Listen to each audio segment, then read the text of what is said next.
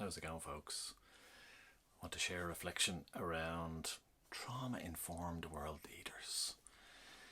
So, every day, finish work, head home, into the socials, check the updates, and it's heavy going. It's a roller coaster of emotions, and yet it is essential that we bear witness to what's going on in the world.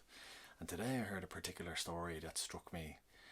Every day I hear stories that struck me, but today there was a story of a child that was trapped in a car.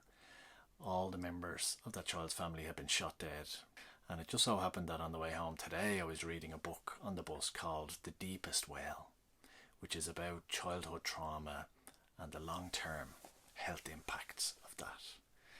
And I'm wondering, how can a clinician, a therapist, or anyone in any caring role even begin to process what that experience must be like for that 7-year-old child? And I'm not the only one consuming this content. So what I'm wondering is, the world leaders, their staffers, they have access to this stuff. The exact same stuff that we're consuming. So where is the trauma-informed dimension kicking in? Like, I'm a trauma-informed practice trainer. Trauma-informed practice is probably one of the most powerful, impactful, insightful, transformative approaches that I've come across in my whole career. And for me, the understanding that some people's experience of the world has been so harmful that it compromises their sense of safety and their capacity for connection. And as a practitioner, understanding that is game changer stuff, because it actually informs who I should be and how I should be when I'm sharing a space with those vulnerable people, in whatever role that I might have with them. And so what I'm thinking is, this is not a niche topic. There is an abundance of books, of research papers, documentaries, evidence-based guidance for practitioners. There are even a few gurus across the globe who have a deep, deep understanding of this stuff. And so that's why I struggle with this question, this big question that's been playing on my mind. And it is, can you hold on to your trauma-informed awareness as you travel up the leadership ladder in any capacity?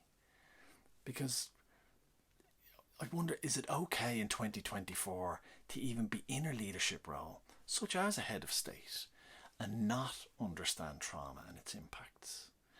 And I also wonder, like, if you do understand it, or someone shines a light on it for you, how can you ignore it when you're making decisions?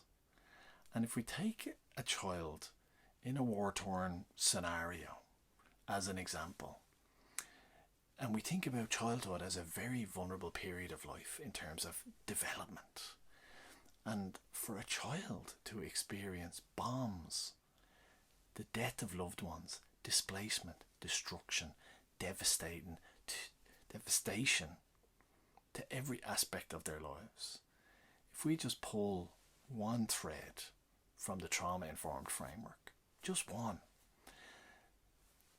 we can't turn away from the truth that it tells us. If we look at how this impacts on the child, even in terms of their view of themselves, their view of other people, their view of the world.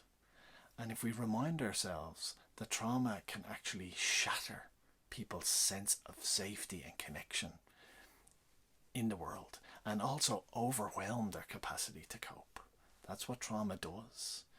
But if we think about a child and how trauma might change their view of self, what would that look like? And I know that always Gabor Mate comes into my mind, because he would suggest that it's not about what trauma does to us, it's about what happens inside of us because of what happened to us. And that's what we need to pay attention to when we're thinking about the impact of trauma.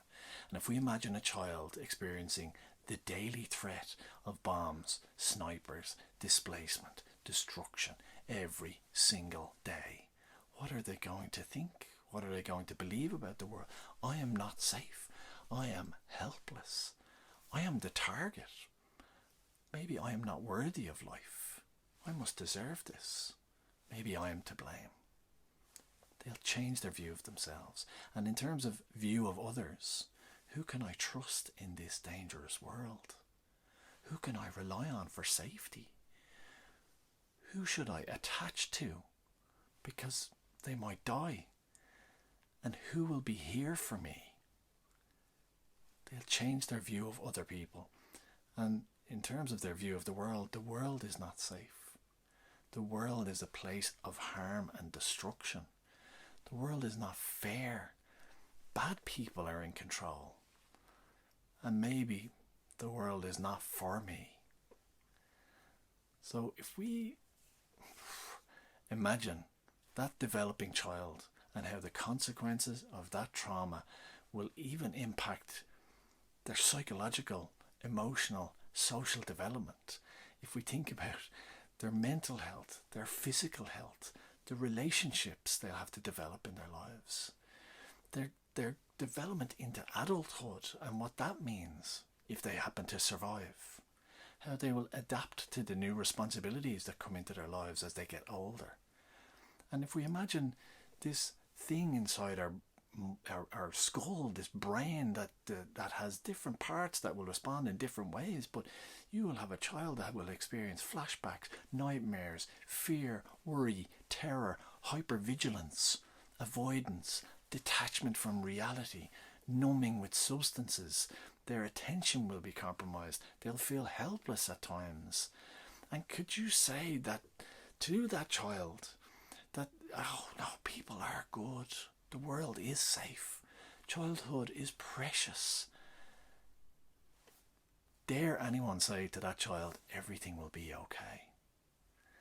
And you know what I can understand on some level that some people get caught up in groupthink.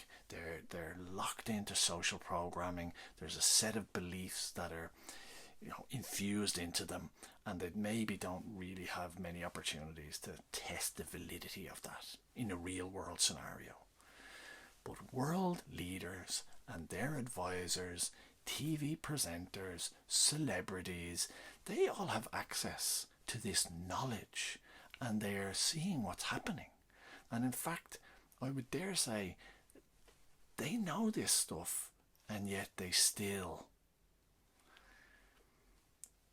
I don't even know what to say at the end of that sentence, because that's what breaks me. The most powerful leaders on earth are either not trauma informed, or they're trauma informed and choose not to be, and are comfortable not to be.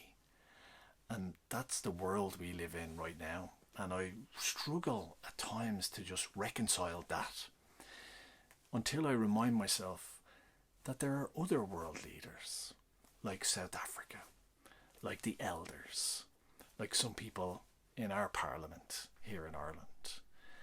And there are other people in the world who are seeing the truth as it unfolds, who will hold to international law, and who will not let go until justice is served. And I invite people, if you haven't looked at trauma-informed awareness, trauma-informed practice, trauma-informed care, go and have a look at that, and then prepare yourself for maybe your contribution being a trauma-informed version of you in the world.